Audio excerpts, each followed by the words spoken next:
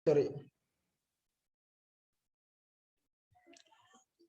Assalamualaikum warahmatullahi wabarakatuh. Bismillahirrahmanirrahim. Alhamdulillahirabbil alamin. Allahumma shalli ala sayyidina Muhammad wa ala ali sayyidina Muhammad amma ba'du. Pertama-tama marilah kita panjatkan puja dan puji syukur kehadirat Allah Subhanahu wa taala yang mana atas berkah dan nikmat kita di sini dari kelompok 5 bisa mempresentasikan hasil kerja kelompok kami. Dan perkenalkan, nama saya Rudi Dahrudi. Di sini saya bertugas sebagai moderator dari presentasi kali ini. Adapun anggota kelompok yang pertama Hilda, Sri Lestari, Angga, Gilang, dan juga Andre. Dan ada beberapa acara. Yang pertama pembukaan, yang kedua pembacaan materi, dan yang ketiga penutup. Langsung saja ke acara yang pertama. Pembukaan, marilah kita sama-sama membuka presentasi kali ini dengan membacakan basmalah. Bismillahirrahmanirrahim. Berlanjut ke acara yang kedua, yaitu pembacaan materi. Dan materi yang pertama akan dibacakan oleh Gilang. Kepadanya saya persilakan.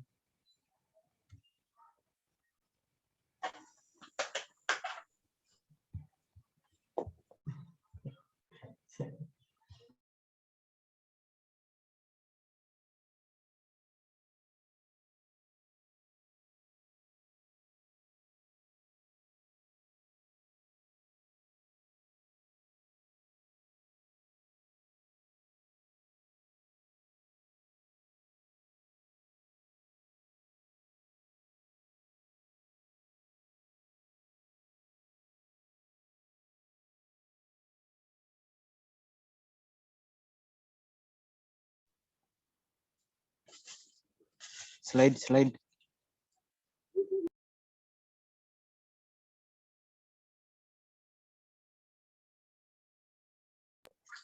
Melakukan survei teknis. Daftar teknologi yang saat ini dipakai disusun. Yang pertama ada definisi teknologi, yang kedua sejarah singkat teknologi, yang ketiga definisi perangkat, yang keempat jenis-jenis perangkat yang saat ini dipakai, yang kelima cara menyusun daftar kebutuhan pengguna, yang keenam jenis-jenis teknologi yang saat ini dipakai, yang ketujuh cara memakai daftar teknologi yang saat ini disusun. Yang kedua ada informasi yang dibutuhkan ditentukan. Yang pertama ada menentukan informasi yang ditentukan. Yang kedua menentukan informasi yang dibutuhkan. Yang ketiga ada kebutuhan teknologi jaringan. Yang ketiga ada dokumen survei teknis dirancang. Yang pertama merancang dokumen survei teknis. Yang kedua mensurvei rancangan teknis dokumen. Yang kedua, membuat daftar perangkat teknologi sekarang. Daftar teknologi yang saat ini dipakai disusun. Yang pertama, definisi teknologi. Secara umum, pengertian teknologi ialah ilmu pengetahuan yang mempelajari tentang keterampilan dalam menciptakan alat hingga metode pengolahan guna membantu menyelesaikan berbagai pekerjaan manusia. Teknologi adalah keseluruhan sarana untuk menyediakan barang-barang yang diperlukan bagi kelangsungan dan kenyamanan hidup manusia. Sejarah singkat teknologi.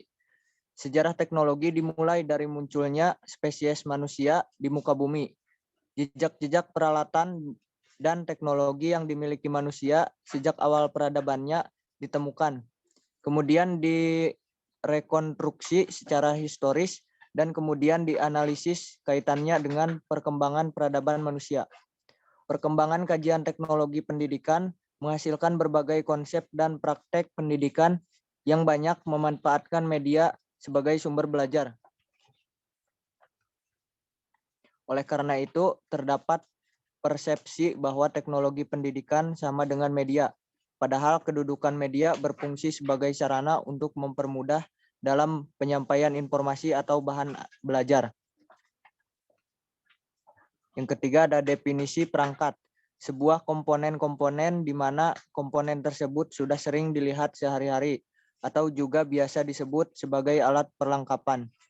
Perangkat merupakan barang yang terbuat dari logam seperti pesawat televisi, proyektor, dan peralatan lainnya. yang berkaitan dengan suatu sistem. 2. Peralatan fisik, komputer, dan sebagainya. Yang keempat ada jenis-jenis perangkat, yaitu perangkat router. Router adalah sebuah perangkat yang berfungsi untuk menghubungkan dua jaringan atau lebih sehingga pengiriman data dari satu perangkat ke perangkat lainnya bisa diterima. Ada perangkat konektor. Konektor merupakan sebuah alat yang menghubungkan kabel dengan network adaptor. Keberadaan konektor ini juga sangat vital bagi perangkat komputer. Sebab jika tidak ada alat tersebut, maka komputer juga tidak dapat dioperasikan dengan semestinya. Dan untuk materi selanjutnya akan dibacakan atau disampaikan oleh Saudara Angga. Padanya saya persilakan. Oke, terima kasih Saudara Rudi. Perangkat konektor. Konektor merupakan sebuah alat yang menghubungkan kabel dengan network adaptor. Keberadaan konektor ini juga sangat vital bagi perangkat komputer sebab jika tidak ada alat tersebut maka komputer juga tidak dapat dioperasikan dengan semestinya. Perangkat repeater. Repeater merupakan perangkat jaringan untuk memperkuat sinyal. Perangkat repeater dapat memperkuat sinyal pada jarak jauh.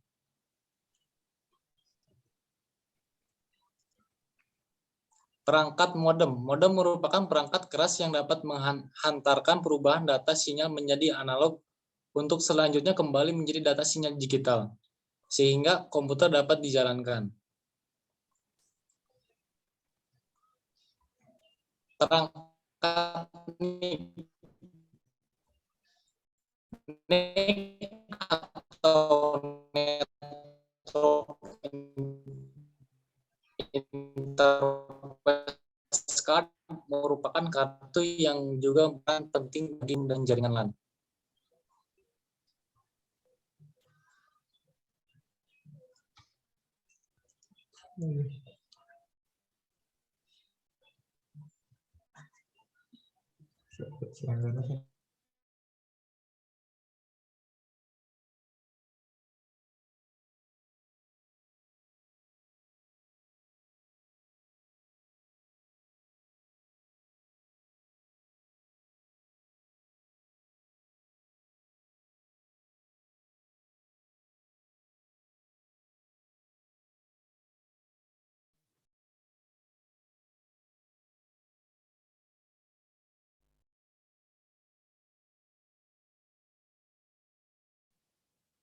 Perangkat access point kegunaannya mirip dengan router.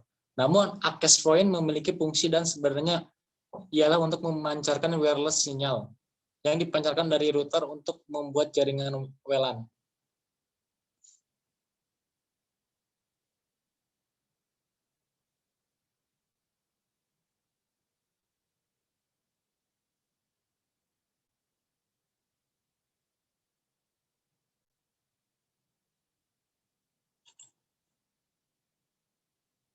Perangkat switch merupakan sebuah hardware yang fungsinya hampir sama dengan hub.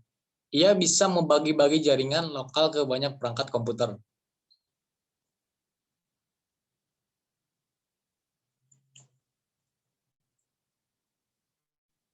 Perangkat hub pada komputer gunanya untuk membagi server ke jaringan lain. Adapun kelemahan dari hub ini ya jika ia rusak maka transmisi jaringan ke komputer juga tidak dapat berjalan dengan begitu. Dia tidak dapat mengatur kecepatan data yang dikirimkan ke komputer lainnya.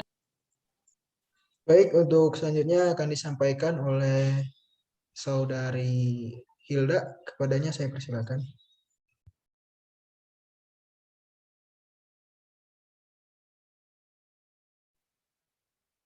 Perangkat bridge.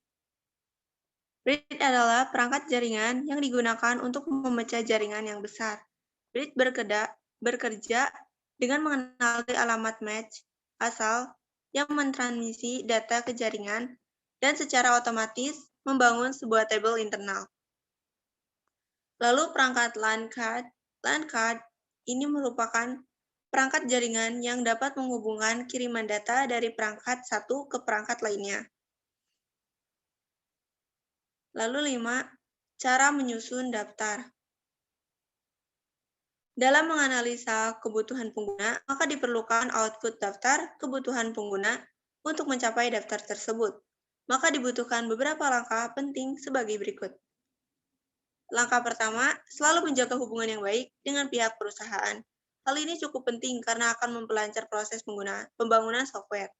Langkah kedua, wawancarai seluruh stakeholder atau pihak-pihak yang terkait dengan sistem software yang akan dibangun. Hasil wawancara dapat dicatat atau akan lebih baik lagi jika direkam untuk selanjutnya diubah ke dalam bentuk transkrip wawancara. Langkah ketiga, lakukan pengamatan secara langsung proses yang terjadi di perusahaan, sehingga kita dapat mengetahui secara lebih rinci mengenai permasalahan yang dihadapi dalam menjalankan proses bisnisnya. Langkah keempat, lakukan benchmarking terhadap sistem sejenis atau perusahaan lain yang sudah menerapkan sistem sejenis. Hal ini penting untuk mengetahui pola umum dan kebutuhan sistem yang akan dibangun. Selain itu, juga dapat sebagai pemasukan sehubungan dengan teknologi teknik terkini yang dapat untuk pengembangan sistem tersebut. Langkah kelima, setelah proses analisa, kebutuhan dirasa cukup. Buatlah daftar sederhana yang menggambarkan mengenai software yang akan dibangun termasuk batasan-batasannya. Sampaikan ke pengguna dan jika perlu sertakan bukti afral dari pengguna, contoh tanda tangan, sehingga di kemudian hari tidak terjadi perubahan terhadap spesifikasi software yang dibangun. Selanjutnya ada jenis-jenis teknologi yang saat ini dipakai. Teknologi transportasi. Jenis-jenis teknologi yang pertama adalah teknologi transportasi yang diawali dengan penemuan ban sekitar 3.500 sebelum Masehi. Kala itu, penemuan ini digunakan untuk mempermudah dalam memindahkan barang dari suatu tempat ke tempat lain. Seiring waktu yang terus berjalan, manusia semakin ingin berpergian dan akhirnya pada tahun 3.500 sebelum Masehi tercipta layar kapal. Lalu teknologi komunikasi. Jenis-jenis teknologi selanjutnya adalah komunikasi yang merupakan teknologi guna berkomunikasi dan mengirimkan informasi dengan cepat, sehingga hal ini dapat memenuhi berbagai kebutuhan sehari-hari.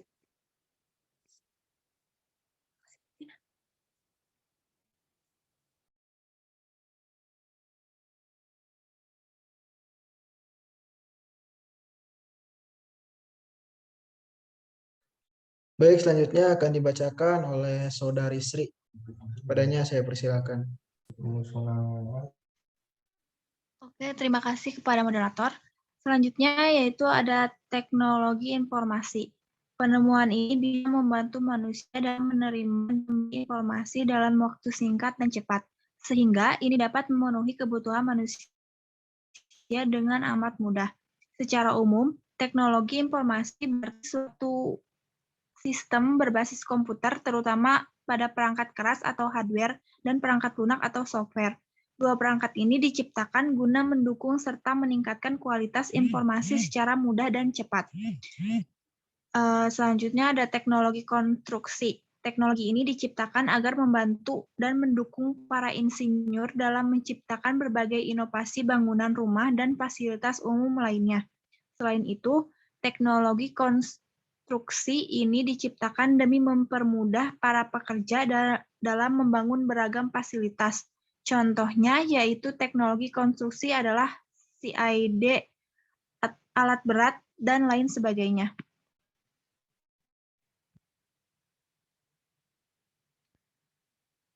Selanjutnya ada teknologi medis.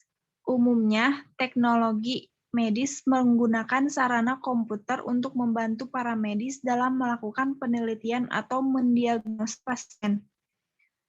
Selanjutnya, penerapan teknologi jaringan komputer berdasarkan sektor. A. Dalam bidang pendidikan. Teknologi dalam bidang pembelajaran terus-menerus mengalami perkembangan seiring perkembangannya zaman. Berbicara dengan teknologi informasi, bagi kita yang sering browsing menggunakan internet sehari-hari, Makalah teknologi informasi dan komunikasi sering dijumpai dikombinasikan teknologi audio atau data, video atau data, atau audio, video, dan internet. Internet merupakan sumber belajar dan sebagai alat komunikasi yang murah, di mana memungkinkan terjadinya interaksi antara dua orang atau lebih. Kemampuan dan karakteristik internet memungkinkan terjadinya proses belajar mengajar jarak jauh atau e-learning menjadi lebih efektif dan efisien sehingga dapat diperoleh hasil yang diinginkan sebagai pemenuhan kebutuhan di bidang informasi yang kita butuhkan.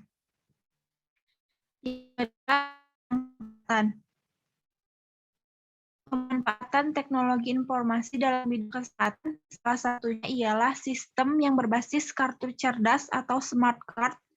Sistem ini digunakan juru medis untuk mengetahui riwayat penyakit pasien yang datang ke rumah sakit. Karena dalam kartu tersebut, para juru medis dapat mengetahui riwayat penyakit pasien.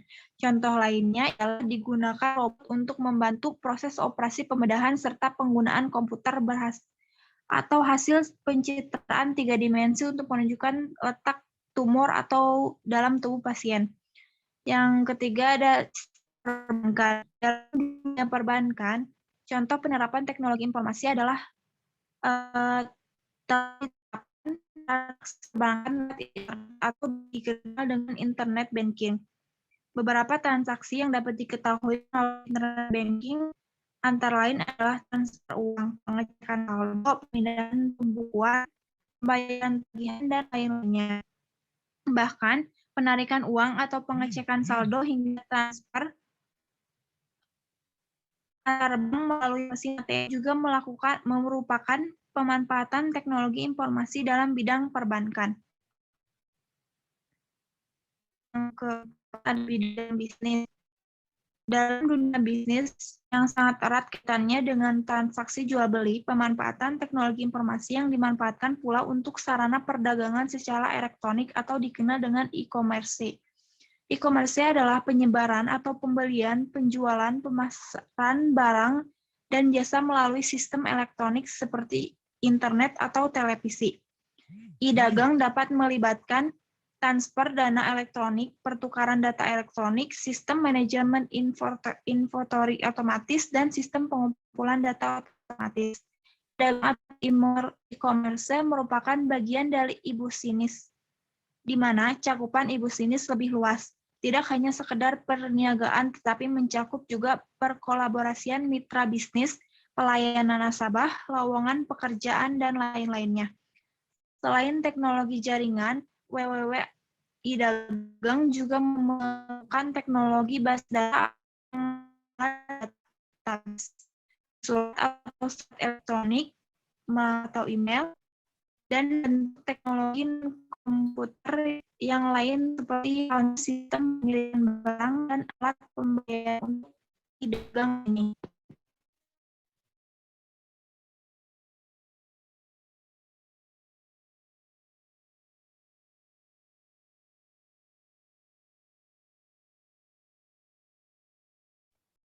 Selanjutnya akan dibacakan oleh Saudara Andre.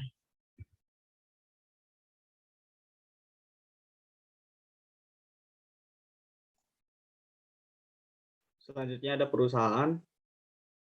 Penerapan teknologi informasi telah banyak digunakan oleh para usahawan. Kebutuhan efisiensi waktu dan biaya menyebabkan setiap waktu usaha merasa perlu menerapkan teknologi informasi dalam lingkungan kerja. Penerapan teknologi informasi menyebabkan perubahan pada kebiasaan kerja, misalnya penerapan Enterprise Resource Planning atau ERP. ERP adalah salah satu aplikasi perangkat lunak yang mencakup sistem manajemen dalam perusahaan.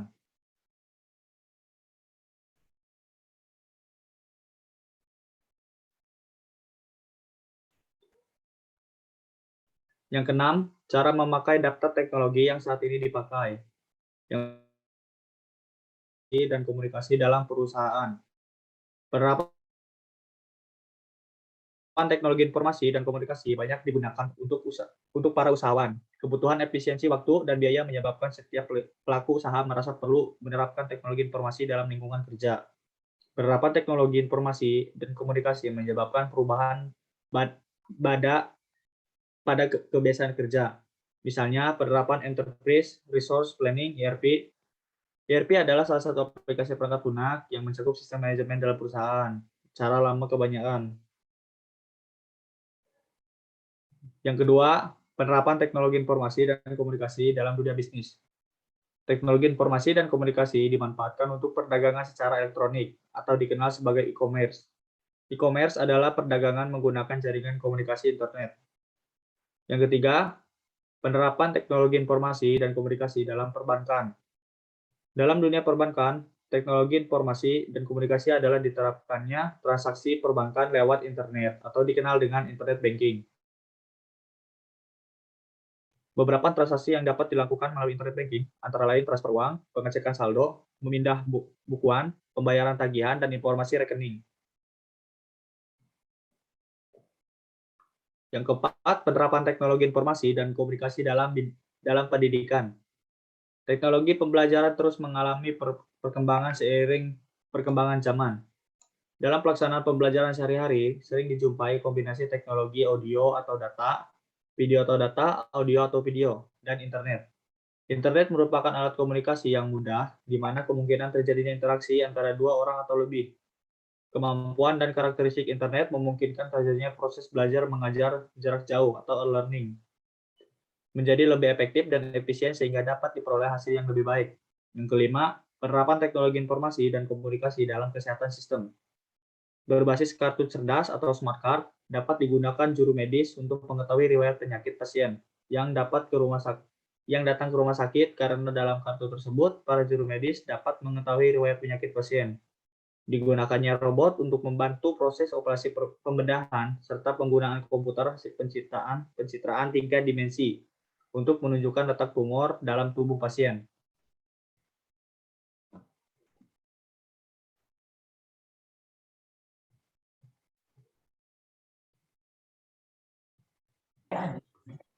Baik, terima kasih. Dan mungkin itu saja presentasi dari kelompok kami. Kurang dan lebihnya mohon maaf.